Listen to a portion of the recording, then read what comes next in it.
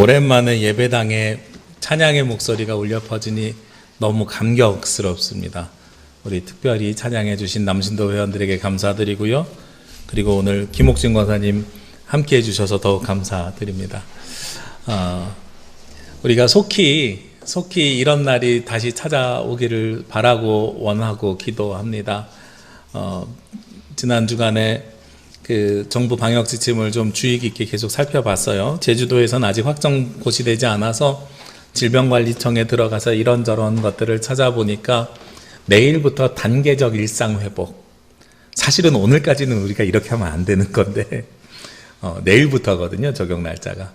근데 우리가 좀 일찍 시작합니다. 단계적 일상 회복이 되면 한 자리 건너 한 자리 앉을 수 있을 만큼의 예배 인원 50% 참여하면서 4+2라 그래요. 4주간 지켜보고 그리고 2주를 어떻게 할지를 결정하겠다고.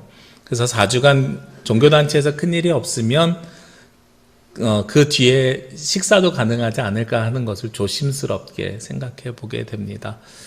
우리가 코로나19가 우리의 삶을 참 많이 바꿨습니다. 우리 백장로님 기도하신 것처럼 원래 9월 세 번째 주일이었던 남신도 주일도 오늘 10월 마지막 주일로 이어서 합니다. 사실 10월 첫 번째 주는 세계 성만찬 주일인데요.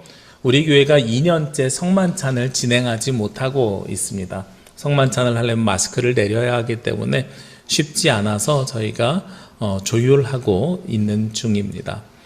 모든 것이 미뤄지거나 조정되고 조율되는 것이 지금 코로나19의 상황입니다. 과거에는 그 시간에 그것을 지키는 것이 절대적이었다면 코로나19가 바꿔놓은 우리의 삶은 이제는 우리에게 시간의 자유를 준 것 같아요. 그래서 9월 셋째 주의 남신도 주일이 10월 마지막 주에 이뤄지고 주보 광고 보시면 알겠습니다만 전국 남신도 대회도 다음 주간에 있습니다. 보통은 7월 달에 있었던 것인데요. 그것도 미뤄져서 다음 주간에 이뤄지게 됩니다. 그렇게 모든 것이 조율됐습니다. 우리 교회도 보면 주일 오전 예배가 9시와 11시였는데 2부 예배가 10시 30분으로 올해는 당겨서 진행하고 있습니다. 당겨서 진행하는 이유는 여러분들이 예배 후에 가정에 돌아가서 식사할 수 있도록 시간을 조정한 것입니다. 주일 오전 11시라는 절대적인 시간을 우리가 조정하게 된 거죠. 우리 교회가 이렇게 조정한 거 보고 이웃 교회들이 많이 쫓아하는 데들이 있어요. 육지에 있는 교회들도 어머 되게 좋은 방법이야. 그게 합리적인 것 같아. 이런 이야기들을 하고 있습니다. 우리가 이렇게 시간을 조율하고 조정하면서 우리에게 시간의 자유만 생긴 것이 아니라 공간의 자유도 생겼습니다.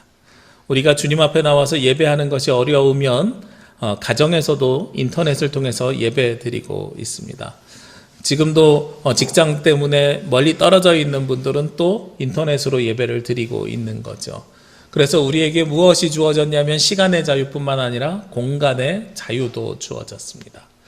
어떤 목사님들이랑 그런 이야기를 해봤어요. 인터넷 예배 드리니 교인들이 너무 영적으로 느슨해지는 것 같아 라고 저에게 말씀해 주시는 분들이 계시더라고요. 그게 일리 있는 말씀이기도 합니다. 타당한 말씀이기도 해요. 그래서 목사님은 어떻게 하십니까 하고 제가 반문했더니 그 목사님이 그런 말씀하세요.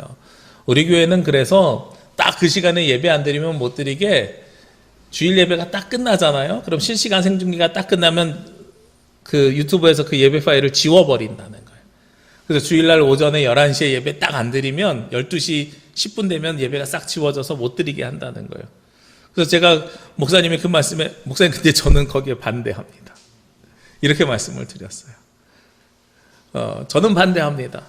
그러니까 그 목사님이 그렇게 이야기하시는 이유가 실시간 생중계 보면 유튜브 보면 실시간 접속자 수가 나와 있거든요. 실시간 접속자가 몇 명 안 돼. 근데 이걸 꼭 해야 되는지 모르겠어. 이런저런 말씀을 하시는데 저는 반대합니다. 그러면서 저희 교회 성도님들 가운데서도 육지로 출장 가거나 출타하신 분들에게도 되게 유용하게 본교회 예배를 드릴 수 있는 통로가 되고 있고요. 그리고 저는 우리 성도님들에게 그렇게 강조하는데 10시 30분 예배에 딱 준비하고 같이 시작하면 제일 좋은 첫 번째 최고의 모습인데 혹시나 내가 준비하다 좀 늦어졌어요. 그래서 10시 35분에 앉았습니다. 그러면 앞에 예배 부름이나 이거 지나고 찬송부터 부르는 것이 아니라 저는 앞에부터 10시 30분부터 예배를 온전히 드리라고 합니다. 5분 늦게 시작했으면 5분 늦게 끝나면 됩니다. 온라인으로 우리가 자유가 주어진 것의 특징이 예배를 늦게 시작해도 예배가 온전해질 수 있다는 것입니다 라고 저는 반문을 했어요. 그렇죠. 제가 여러분에게도 부탁드리는데요, 우리가 시간 맞춰서 예배를 드리면 첫 번째로 베스트입니다. 그러나 그것이 어려울 수가 있어요. 오전에 여러 가지 일정이 생길 수 있고요, 바쁜 일이 생길 수 있고요, 그래서 오후에 예배 드릴 수도 있고요. 아니면 아까 말씀드린 것처럼 나는 열심히 준비한다고 준비했는데 5분 10분 늦어질 수도 있단 말이죠. 그러면 온라인 예배의 장점은요, 예배의 부름부터 온전히 축도까지 끝까지 드릴 수 있는 거예요. 시간의 자유가 있기 때문에, 공간의 자유가 있기 때문에 그렇습니다. 그래서 제가 여러분에게 부탁드리고 싶은 것은 예배가 시작하면 끝날 때까지 전화도 받지 마시고, 가능하시면, 그리고 자녀들이 엄마 밥 주세요 하는 시간 피하시고, 방해받지 않고 온전한 공간에서 예배에만 집중할 수 있는 시간을 만드시면 그 시간이 9시도 좋고요, 10시도 좋고요, 오후 1시도 좋습니다. 예배는 하나님 앞에 온전히 드리는 것이 중요합니다. 우리가 모여서 드리는 예배는 공동체성도 중요하기 때문에 시간을 지켜서 나오고 이 안에서 올 수 있는 거지만, 각자 분리된 공간에서 드리는 예배는 반대로 공동체성보다는 무엇이 강조돼야 돼요? 나와 하나님이 온전히 만나는 시간이 중요한 거예요. 거기에 초점을 맞춰서 예배를 드리시는 것이 훨씬 더 중요하다라는 거예요. 제가 이 공간의 자유, 시간의 자유를 말씀드리는 이유는 오늘 고린도전서 6장 12절부터 이어지는 이 말씀이 자유에 대한 이야기이기 때문에 그렇습니다. 고린도전서 5장부터 교회가 가지고 있는 문제에 대해서 지적을 했고, 그 문제를 성적인 문제에 빗대어서 지적을 했습니다. 5장에서는 근친상간, 아들이 계모와 잠자리를 하는 잘못된 일을 통해서 무엇을 이야기하냐면 그 일을 대처하는 공동체의 방법에 대한 문제 제기를 했어요. 성적인 타락도 문제 제기를 했지만 공동체가 그것을 대처하는 방법이 잘못되었다라는 것을 말씀을 전했고요. 그리고 6장 상반절 1절부터 11절까지는 세상에서 가지고 있는 성적인 자유와 성적인 타락에 대하는 모습과 교회 안에서 하는 모습은 다르다. 이것은 성적인 부분뿐만 아니라 세상의 도덕적인 기준과 교회 안의 도덕적인 기준이 다르다라고 말씀드렸어요. 오늘도 사실 성적인 자유를 이야기하지만 우리가 그 성적인 자유에 국한해서 말씀을 나누는 것이 아니고요, 우리 육체가 가지고 있는 자유를 그러면 우리가 어떻게 마주할 것인가에 대해서 함께 말씀을 나눴으면 좋겠어요. 오늘 12절 말씀에 보면 모든 것이 내게 가하나 다 유익한 것이 아니오, 모든 것이 내게 가하나 내가 무엇에든지 얽매이지 아니하리라 하고 말씀하고 있습니다. 사도 바울이 무엇을 이야기하냐면 나는 자유인이라서 모든 것을 다 할 수 있습니다. 그렇지만 내가 할 수 있는 모든 것이 다 나에게 유익한 것이냐? 그러지 아니합니다 라고 이야기하는 거예요. 당시에 고린도 교회가 있었던 이 고린도 지역이 어떤 곳이라 그랬어요? 아프로디테 신전이 있고 성적으로 타락하고 그 다음에 문란한 성행위를 통해서 제사를 드리는 것이 당연한 동네였단 말이에요. 그러니까 이 사람들에게는 그것이 자유롭고 내가 내 몸을 어떻게 사용하는지 그것이 중요하지 않습니다. 나는 자유롭게 사용할 것입니다 라고 이야기하는 거예요.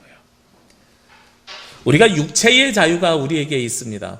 우리 대한민국은 자유민주주의 공화국이기 때문에 우리가 육체의 자유가 우리에게 주어진 것은 당연한 일입니다. 그런데 그리스도인으로서의 육체의 자유하고 세상에서 이야기하는 육체의 자유가 좀 다른 것 같아요. 세상에서 이야기하는 육체의 자유는 어떤 자유를 이야기하냐면 마음대로 활동할 수 있고 생활할 수 있고 다닐 수 있는 자유를 이야기하는 거예요. 그래서 우리가 어떠한 범죄를 저지르거나 죄를 지으면 무엇을 구속하냐면 인신이라 그러죠. 우리 몸의 자유를 구속하는 겁니다. 그래서 감옥이라는 곳에 가서 몸의 자유를 빼앗는 것이 가장 커다란 우리의 형벌입니다. 그런데 그리스도인들이 이야기하는 육체의 자유는 우리 몸이 자유롭게 움직일 수 있느냐 없느냐, 세상에서 이야기하는 그 자유를 이야기하는 것이 아니고요, 내가 내 의지를 가지고 내 몸을 어떻게 사용할 것이냐에 대한 이야기를 하고 있는 겁니다. 나의 욕심과 욕망에 맡겨서 내 몸을 사용할 것이냐, 아니면 그것이 모두 유익한 것이 아니니 내가 그것에 얽매이지 아니할 것이냐라는 것에 대한 질문인 거죠. 오늘 13절 말씀에 보면 우리의 육체에 대해서 그런 식의 정의를 합니다. 음식은 배를 위하여서 있고요. 그리고 배는 음식을 위하여서 있지만 하나님은 이것저것을 다 패하시리라. 무슨 이야기냐면 우리가 먹는 이유가 뭐예요? 배가 고프니까 먹잖아요. 근데 우리가 먹는 음식을 소화시키는 건 어딥니까? 우리 배에서 소화시키는 겁니다. 이 상호가 서로가 필요하고 서로가 서로에게 속하여져 있다는 거예요. 우리가 배가 고프기 때문에 음식을 먹고 음식을 소화시키기 때문에 배가 존재하는 것이다. 이런 이야기를 하고 있는 거예요. 그런데 우리의 몸은 무엇을 위해서 있느냐? 음란, 즉 나의 욕심을 위해서 있는 것이 아니라 오직 주를 위해서 있고 주는 몸을 위해서 계시느니라. 우리가 영적으로 그리스도 안에서 육이라고 하는 것, 몸이라고 오늘 표현되어 있지만 우리가 흔히 이야기하는 육이라고 하는 것은 주님을 위해서 있고 주님은 우리의 몸을 위해서 계시느니라 하고 말씀하는 거죠. 이것이 도대체 어떤 의미인가? 14절 말씀에 보면 하나님이 주를 다시 살리셨고 또한 그의 권능으로 우리를 다시 살리시느니라. 예수님께서 십자가에 달려 죽으심을 통해서요, 우리의 무엇을 살리셨냐면 영만 살린 것이 아니라 우리의 육도 살리셨느니라 라고 하는 말씀인 거예요. 이 말씀을 우리가 좀 이해하기 어려운데 사실 당시에 종교적인 상황을 놓고 보면 좀 더 분명하게 이해할 수 있습니다. 왜 그러냐면 당시에 그리스도교 신앙을 받아들이는 사람들이 무엇과 헷갈려서 자꾸 복음을 받아들이냐면 영지주의라는 신학 사조랑 함께 받아들이는 경향이 있었어요. 이 영지주의가 뭐냐면 우리가 부활은 영의 부활을 믿는 거예요. 그래서 예수님을 믿고 영의 부활, 영원한 생명에 들어갔으니 이제 더 이상 무엇은 필요 없다? 육은 필요 없다라고 생각하는 것이 영지주의입니다. 이게 사실 신앙이라는 것이 이렇게 둘로 확 쪼갤 수 있는 것이 아닌데 당시에 이 지역을 지배했던 그리스 철학의 헬라 철학이 어떤 사상을 갖고 있었냐면 이원론적인 사고를 갖고 있었거든요. 낮과 밤, 선과 악, 남과 여 이렇게 이원론적인 이분법적인 사고를 가지고 있었기 때문에 영과 육을 분명하게 구별했고요.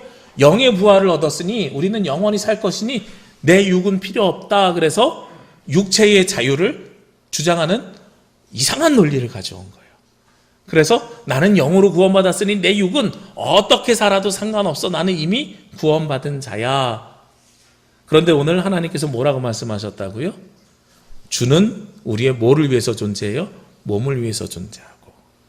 예수님께서 십자가에 달려서 죽으신 것은 영의 부활이 아니라 육의 부활을 하셨다. 예수님은 육의 부활을 하셨고요. 승천하셨어요. 우리가 예수님의 부활이 놀라운 사건인 이유가 영의 부활이 아니라 육의 부활이기 때문이에요. 만약에 그걸 우리가 영의 부활로 치부한다 그러면 이걸 요즘 흔히 이야기하는 정신승리라는 단어로 우리가 이야기할 수 있을 거예요. 육은 졌지만 정신은 이겼어요. 그런데 그것이 복음의 본질이 아니라는 겁니다. 복음의 본질은요, 영의 부활뿐만 아니라 육의 부활도 이루어지게 된 거죠. 하나님께서는 우리를 너무도 사랑하셔서 영뿐만 아니라 육도 우리에게 사랑을 주십니다. 그래서 우리의 몸이 우리의 것이 아니라 하나님의 것임을 우리가 인지하고 인식하고 살아야 돼요. 그런데 오늘 고린도 교회는 어떤 표현을 썼냐면 너 네 몸 그렇게 사용해도 돼? 내 몸 내 거니까 내 자유야. 이렇게 이야기하는 거예요. 만약에 여러분들의 자녀들이요, 냅둬요. 내 몸 내 거니까 내 마음대로 쓸래요. 이러면 부모 되는 입장에서 여러분들이 어떤 마음이 생기시겠어요? 불편하죠. 그렇게 살면 상하는 심령인 걸 알면 더 속상하죠.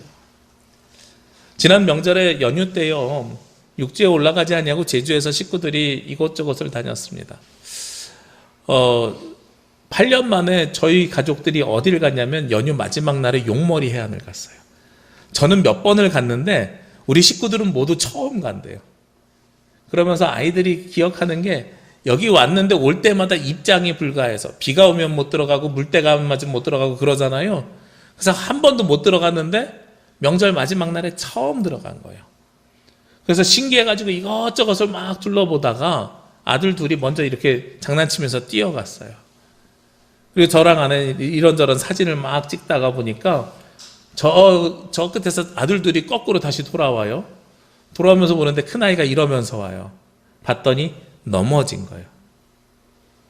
근데 용머리 해안이 돌들이 뾰족뾰족 해가지고 넘어지면서요, 무릎 2개가 다 찍혔고요, 손바닥 2개가 다 찍힌 거예요. 피가 철철 나는데 얼마나 마음이 아픈지. 그래도 중학생 됐다고 괜찮아요 괜찮아요 이러는데 부모가 그거 보면서 괜찮겠어요? 안 괜찮잖아요. 주님이 우리의 몸의 주인이라는 뜻이 바로 그런 겁니다. 부모가 자녀의 몸을 바라보면서 자녀가 아프고 상처를 입으면 부모가 가슴 아파하잖아요. 그런 것처럼 하나님께서 우리를 바라보시면서 가슴 아파하시는 것입니다. 자녀가 냅둬요. 내 몸이에요. 내 자유예요. 아파도 엄마 아빠 신경 쓰지 마세요. 그런다고 신경이 안 써져요? 명절이라서요. 그날 집에 오면서 저녁에 이 탑동에 가니까 밤에 11시까지 하는 약국이 있더라고요. 명절에도. 얼마나 감사한지요. 제가 약사하면서 명절에 이 시간까지 근무해 주셔서 감사합니다 하면서 약사님에게 약 샀어요. 약사 갖고 와서 소독약 발라주고 약 뿌려주고 며칠 동안 그 일을 해줬습니다. 몸의 자유가 아들에게 있지만 그 몸을 같이 관리하고 그 몸을 같이 아파하고 그 몸을 같이 살펴주고 싶은 것이 부모의 마음인 거예요.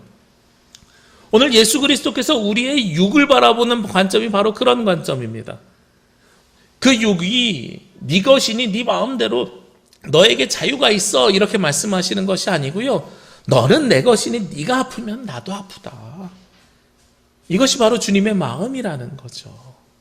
주님께서는 오늘 우리를 바라보실 때 그렇게 바라보는 겁니다. 그러면서 오늘 15절 말씀에 주님께서 뭐라고 말씀하시냐면 너희 몸이 그리스도의 지체인 줄을 알지 못하느냐. 내가 그리스도의 지체를 가지고 창녀의 지체를 만들겠느냐. 결코 그럴 수 없느니라. 너희 몸은 그리스도의 지체다. 그리스도와 연결되어져 있다라는 거예요. 그래서 그 몸이 아무리 자유롭더라도 잘못되는 것을 나는 지켜만 볼 수가 없노라 라고 말씀하는 겁니다. 성경에서는요, 육과 육의 합함을 이야기합니다. 창세기 2장 24절에 보면 하나님께서 남자와 여자를 창조하시고 그 둘이 합하여 한 몸이 될 것이라고 말씀하셨어요. 합하여 한 몸이 되었을 때 무엇이 생기게 됩니까? 새로운 생명을 잉태하고 생명이 태어나게 되는 거예요. 다른 두 인격과 다른 두 성이 만나서 하나의 생명이 창조되는 신비를 하나님께서 우리에게 허락하여 주셨습니다. 그런데 오늘 16절에 보니까요, 창녀와 합하는 자는 그와 한 몸인 줄을 알지 못하느냐. 하나님께서 합하여야 되는데 창녀와, 즉 잘못된 것과 합하면 아니 된다라고 말씀하셨어요. 그러면 우리는 누구와 합해야 됩니까? 17절 말씀이에요. 주와 합하는 자는 한 영이니라. 남자와 여자 부부가 합치는 것은 하나님의 명령인데 그것은 이 땅에서의 삶이고요. 하나님 나라 가기 위해서는 거기를 넘어서서 누구와 합하여야 돼요? 주님과 하나님과 합하여지는 사람이 되어야 됩니다라는 거예요. 그것이 그리스도인들이 누리는 육의 자유입니다. 그러니까 세상에서 이야기하는 육과 교회가 이야기하는 육이 다르지요. 신앙이 이야기하는 육이 다릅니다. 세상에서의 육체의 자유는 내 마음대로 활동할 수 있는 권리예요. 감옥에 갇혀 있지 않을 권리입니다. 누구의 지시를 따르지 않을 권리입니다. 그런데요, 교회에서 이야기하는 육의 자유는, 성경에서 이야기하는 육의 자유는, 신앙에서 이야기하는 육의 자유는 어떠한 것의 자유냐면 내가 더 이상 죄에 구속당하지 아니하고 하나님의 뜻에 따라서 살 수 있는 자유를 이야기하는 거예요. 오늘 종교개혁 주일이거든요.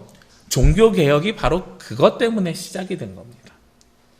약 500여 년 전에, 벌써 종교개혁 500주년 지낸 지가 한 4, 5년 정도 됐으니까요. 505년, 504년 이 정도 됐겠네요. 500년 전에 종교개혁이 왜 일어났습니까? 그 당시에 교회가 부패했고요. 구교라고 불리는 가톨릭이 부패했어요. 가장 부패했던 첫 번째는 물질적인 부패였습니다. 이 물질적인 부패가 어떻게 일어났었습니까? 그 당시에 구원이 어떻게 온다고 사제들이 이야기했냐면 헌금함에 동전을 집어넣으면 이 헌금함의 동전이 바닥에 떨어지면서 땡그랑 소리가 나기 전에 네가 구원을 받을 것이다. 그러니 헌금함에 동전을 집어넣고 이 동전이 땡그랑 이 사이에 떨어지기 전에 구원을 얻을 것이니 꼭 집어넣으라는 이야기를 하는 거예요. 그러다가 사람들이 헌금하고 나 구원받았다고 이야기하면 그 다음에는 더 헌금을 안 할 거 아니에요. 그러면 그 다음에 어떻게 강조했겠어요? 이미 하늘 날아간 너희 부모도 식구들도 구원받게 해야 되지 않겠느냐. 그들이 하나님 나라 가야 되는데 가지 못하고 연옥에 머물러 있다. 중간에 머물러 있으니 그들이 하나님 나라 갈 수 있도록 그들을 위해서도 동전을 집어넣어라. 그러면 그 동전이 또 헌금함 바닥에 떨어지기 전에 땡그랑 소리가 나기 전에 너희 아버지가 어머니가 구원받을 것이다. 이런 이야기들을 했었단 말이에요. 그러면서 그것이 성경에 맞느냐 틀리느냐에 대해서 문제 제기를 못하게 성경을 어떻게 읽었냐면 사도들이 독점했었습니다. 사제들이 독점을 해가지고요, 성경을 항상 라틴어로만 읽었어요. 그래서 성도들이 와가지고 이렇게 앉아있으면 성경을 라틴어로 읽고 말씀을 받으라고 하는 거예요. 그럼 그 성경 말씀의 뜻이 무엇인지도 몰라요. 만약에 제가 지금 여기서 외국어로 설교한다고 생각해 보십시오. 여러분들이 무슨 말인지 알아들을 수 있겠어요? 그래서 종교개혁을 하면서 두 가지를 이야기하는데 첫 번째가 뭐냐면 의인은 믿음으로 말미암아 살리라 하면서 오직 믿음으로 들어간다. 물질이 아니라 믿음으로 하나님 나라 갈 것이다가 첫 번째 이야기한 거고요. 그리고 그것을 실천하기 위해서 이 땅에서 행했던 종교개혁자들의 가장 중요한 행위가 무엇이었냐면 성경을 자국어로 독일어로 번역하는 일이었어요. 하나님의 말씀의 본질 그 뜻을 찾아갈 수 있도록 인도하는 일이었단 말이에요. 그게 종교개혁의 정신이에요. 본질로 돌아가는 것. 말씀의 뜻으로 돌아가는 것이에요. 우리가 자유하다라고 이야기하는 것은요, 자유하다라고 이야기하는 것은 잘못하면 율법의 종노릇하는 일로 변질되게 됩니다. 제가 아까 예배 드리는 거 말씀드렸죠? 온라인 예배 처음 드릴 때랑 요즘 가정에서 예배 드릴 때 여러분들의 태도에 차이가 없으실까요? 저는 전면 온라인 예배 했을 때요, 이 예배가 송출이 중간에 끊어질까봐 미리 토요일 날 녹화하고요, 주일날 아침에 사무실에서 이렇게 예배를 틀어놓고 있는데 제가 양복 입고 앉아가지고 혼자서 예배 드리고 있는 거예요. 성도들 아무도 안 오는데 양복 입고 있더란 말이에요. 그래서 내가 너무 율법주의적인가 이런 생각을 해보기도 했어요. 그런데 어느 날 보니까 너무 편해져 있는 거예요. 옷 복장뿐만 아니라 저의 자세도 이렇게 앉아서 예배드리는 게 아니라 누우려고 해요. 아무도 보는 이 없으니까 내 몸이 갈수록 편해지는 거예요. 그렇잖아요. 처음엔 앉아서 이렇게 예배드리다가 나중에는 소파에 의자를 테이블이 아니라 소파로 가야지 하고 소파로 갔다가 소파에 앉으니까 그것은 눕는 것으로 바뀌잖아요. 그 다음엔 침대에서 어머 시간 됐네 하고 핸드폰을 꺼내서 예배드리는 일도 생겨날 수 있다는 거죠. 그러면 예배가 어떻게 전락되는 거예요? 하나님 앞에 내 마음을 온전히 드리는, 제가 아까 시작할 때 말씀드렸지요. 예배가 늦게 시작하더라도 온전히 드리는 것이 중요하다. 온전히 드릴 수 있는 장소를 찾으시고 온전히 드릴 수 있는 시간을 찾으라고 말씀드렸는데, 어머 시간이 됐네 하면서 침대에서 핸드폰을 꺼내는 순간 예배는 무엇으로 바뀌냐면 온전히 하나님 앞에 드리는 예배가 아니라 시간 때우는, 예배를 한 주 이번 주에도 예배 드렸네 하고 때우는 행사로 변질되게 되는 거예요. 그래서 그걸 변질되지 못하게 하기 위해서는 다시 무엇을 만드냐면 규칙을 만드는 겁니다. 그래서 규칙을 어떻게 만드냐면 여러분들 예배 드릴 때 인증샷 찍어서 보내십시오. 출석 확인하십시오. 댓글창에다가 카톡창 만들어 놓고 예배 자리 앞에 왔습니다. 인증샷 보내서 출석 체크하겠습니다. 이렇게 되면 이게 뭐가 돼버려요? 율법주의로 바뀌게 되는 거예요.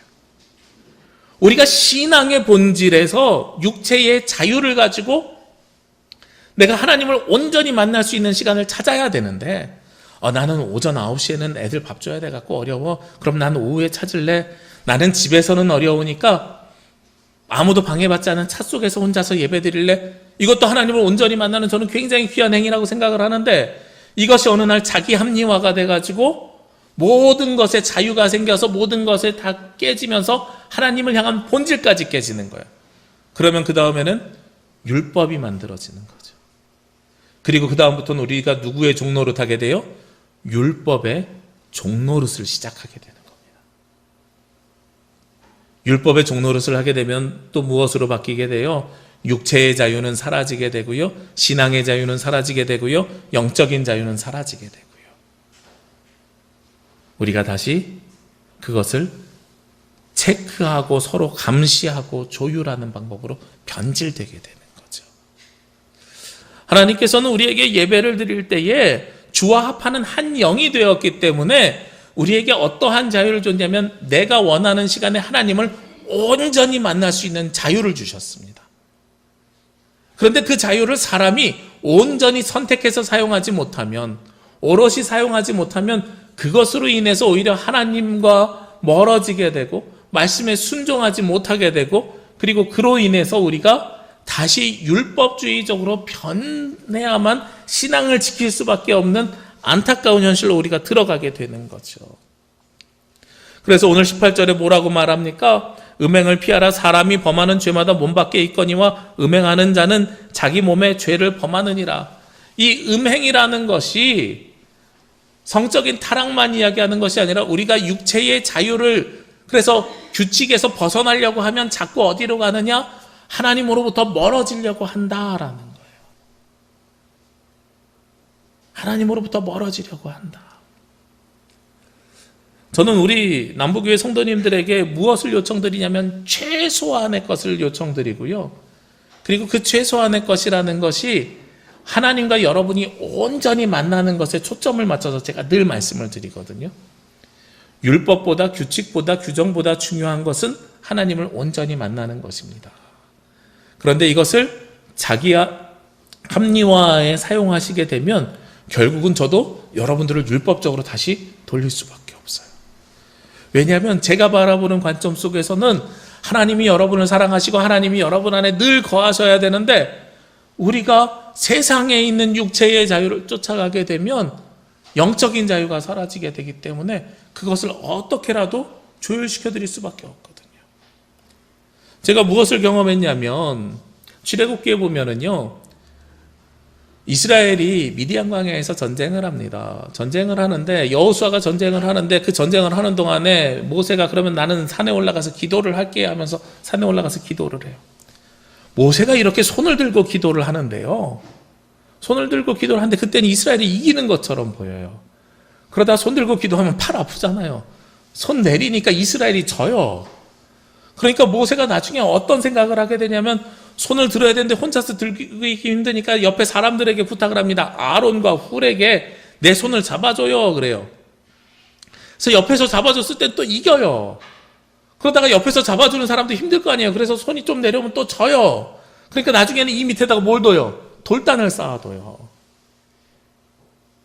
이 말씀을 드리는 이유는 우리가 육체의 자유 본질 되게 중요하지만 때로는 형식적인 것이 유지되어야 다시 회복시킬 수 있는 기회도 우리에게 주어지거든요. 무슨 말씀이냐면, 우리가 하나님을 믿는데요, 하나님을 믿다가 신앙이 뜨거울 때가 있고 차가울 때가 있어요. 열심히 있을 때가 있고 없을 때가 있어요. 이거 인정합니다. 사람이다 보니까 어쩔 수 없어요. 그리고 내가 갈급하면 하나님 앞에 더욱더 열심히 매달리고요, 내 삶이 풍족하고 잘 되는 것 같으면 좀 등한시할 때도 있어요. 그렇지만 우리가 하나님 안에 있는 사람들은 조금 멀리 있더라도 언제든지 돌아올 수 있습니다. 이게 모세가 보여준 사건인 거예요. 옆에서 억지로라도 기도하고 있으면 하나님께서 역사하신다니까요. 그래서 때로는 저는 율법주의적으로도 우리가 삶을 잡아야 돼요. 그러나 이거보다 좋은 건 뭐예요?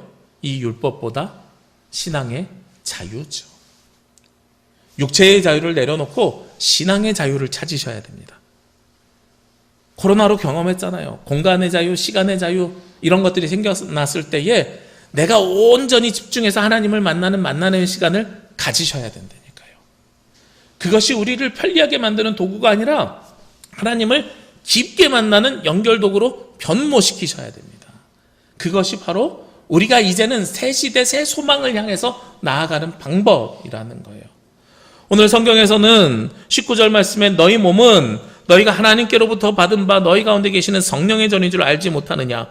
너희는 너희 자신의 것이 아니라 값으로 산 것이 되었으니 하고 말씀하고 있어요.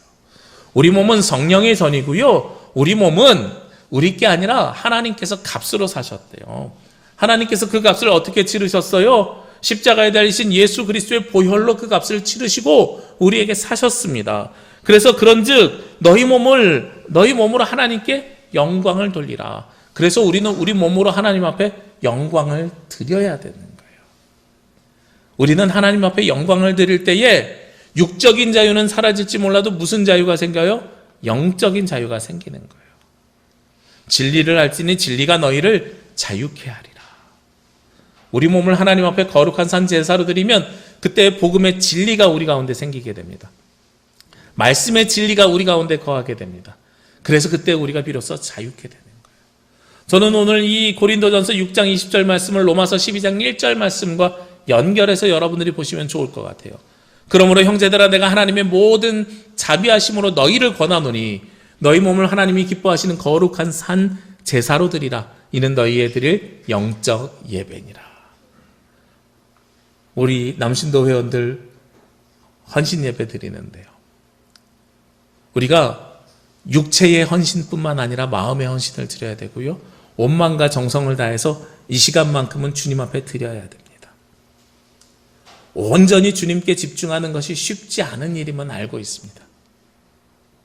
혹시 이 자리에 오신 분들 가운데요, 이 시간 여기 앉아 있지만 하다못해 차를 온 마음 오늘 예배드려야지 하고 왔는데 주차하다가 조금 자리가 애매해갖고 이상하게 주차만 하고 와도 마음이 불편한 거예요. 아, 누가 지나가다 내 차 긁지 않을까, 아니면 누가 전화 오면 내가 차 빼줘야 되는데 계속 핸드폰 놓고 누구 집 앞에 문을 막으면 신경이 계속 가 있어요. 어쩔 수 없어요. 그렇죠? 이게 우리가 어디에 속해 있기 때문에 그래요? 육에 속해 있기 때문에 그래요. 그렇지만 그럼에도 불구하고 하나님, 내가 온전히 주님 앞에 예배를 드리러 나왔으니 내 마음과 정성을 다해서 주님께 드리겠습니다. 이렇게 해야 되거든요. 그러려면 어떻게 해야 돼요? 급하게 오시는 게 아니라 여유 갖고 오셔야 돼요. 좀 멀리 되더라도 안전하게 되고요. 내 삶을 방해할 만한 것들을 싹 제거하셔야 됩니다. 저는 하나님 앞에 온전히 드리는 시간을 최소한 가지려고 하고 있어요. 언제 가지려고 하냐면 토요일만큼은 최소한 하나님 앞에 온전히 드리려고 하는데 제 마음대로 안 돼요. 어느 날은 어느 목사님 자녀 결혼식, 어느 날은 어느 장로님 자녀 결혼식 왔다 갔다 해야 돼요. 그러면 저녁 시간만이라도 내가 가족들에게도 방해받지 않고 말씀에 온전히 집중해야 되겠다. 그래도 요즘은 아이들이 커가지고 방해를 안 해요. 습관이 됐는지. 근데 아이들이 어렸을 때는요, 토요일 날 저녁에 말씀 막 집중하고 있는데 갑자기 아이가 문 팍 열고 들어오더니 로봇 딱 이러면서 아빠 변신이요! 이러면 제가 변신 안 해줘요. 토요일 날은. 다른 날은 해줘도 토요일 날은 안 해줘요. 나가! 이래요. 그럼 저희 아내가 아니 무슨 조그만 애한테 그렇게 소리 지르냐고. 근데 이거 알아야 돼. 아빠가 이 시간에는 집중해야 되는 거 알아야 돼.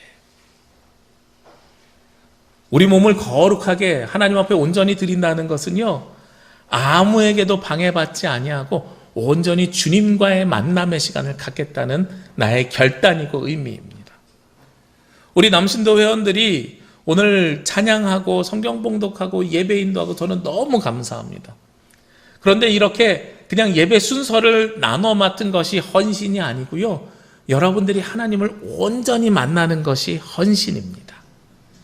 종교개혁을 통해서도 종교개혁자들이 우리에게 요청하는 것은 형식적인 예배에 참여가 아니라 온전히 하나님의 말씀을 듣고 하나님께 우리 자신을 드리는 겁니다. 오늘 말씀의 제목도 너희 몸으로 하나님께 영광을 드리라. 하나님은요, 우리가 큰 돈을 드린다고 해서 영광을 받으시는 게 아니고 우리가 마음과 정성을 다해서 하나님 앞에 드리는 그 행위를 기뻐 받아주십니다. 그것이 하나님께서 우리에게 함께 하시는 방법이고 하나님께서 우리를 자유롭게 해주시는 방법입니다. 우리 이 시간에 주님 앞에 온전히 드리면 이번 한 주간이 얼마나 자유롭게 되겠습니까? 내가 어떠한 삶을 살더라도 하나님께서 보호하시고 인도하시니 그것만큼 자유로운 삶이 없게 되는 거죠. 우리 남신도 주일입니다. 그리고 종교개혁 주일입니다. 오늘 주신 말씀 기억하시면서 여러분이 하나님을 온전히 만나시기를 원합니다. 육체의 자유보다 영적인 자유를 찾으시기를 원합니다. 그리스도와 연합하여서 하나가 되어서 우리 몸을 하나님 앞에 거룩하게 드릴 때에 하나님께서 기뻐 받아주시고 여러분과 늘 동행하심을 통해서 우리가 어디로 가든지 세상에 얽매이지 아니하고 자유로운 삶을 살며 주님께서 주시는 기쁨과 감사와 영광을 누리는 저와 여러분이 되시기를 주의 이름으로 기도합니다. 기도드리겠습니다. 거룩하시고 은혜로우신 아버지 하나님, 이 시간 주님께 나와 예배하며 찬양하며 경배하는 주의 자녀들을 기억하여 주시고 주님께서 그들의 삶을 붙잡아 주시고 그들의 인생을 주관하여 주옵소서. 저희들 더 이상 육에 따라서 살아가는 삶이 아니라 하나님께서 주시는 영적인 자유를 통해 하나님과 하나가 되고 그리스도와 하나가 되어 이 땅에서 그 삶을 누리며 살아가는 주의 자녀들 되게 하여 주옵소서. 이 모든 말씀 예수 그리스도의 이름으로 기도합니다. 아멘.